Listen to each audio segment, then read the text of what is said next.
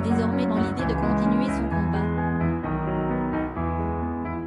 Elle a lancé un pavé dans la mare. Dans les pages de son livre Un si long silence, paru fin janvier 2020 aux éditions Plomb, Sarah Abitbol a pour la première fois levé le voile sur les abus sexuels dont elle aurait été victime dès l'âge de 15 ans. Le témoignage de l'ex-patineuse artistique a rapidement déclenché une réaction en chaîne.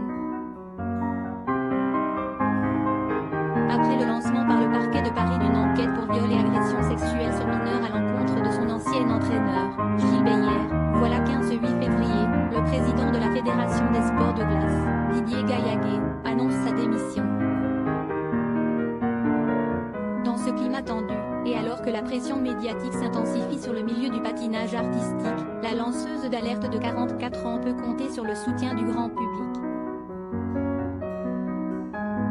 Aux Parisiens, elle décrit comment le simple courrier d'une anonyme lui a mis du baume au cœur.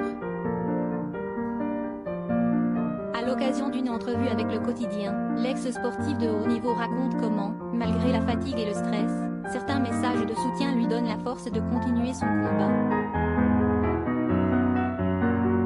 Elle prend pour exemple cette missive que lui a fait parvenir une inconnue. Une mamie m'a écrit. Elle m'a dit « Je vous remercie. Maintenant je vais parler à mes petits-enfants et être beaucoup plus à l'écoute. Merci de votre message. » Quelques lignes qui, bien qu'à première vue anodines, ont fait beaucoup de bien à Sarah Abitbol. Cette lettre n'est d'ailleurs pas la seule qu'a reçue la quadragénaire. Elle confirme s'être vue adresser plusieurs messages par d'autres sportifs de haut niveau, plus particulièrement de la part de confrères et consoeurs eux aussi issus du milieu du patinage artistique.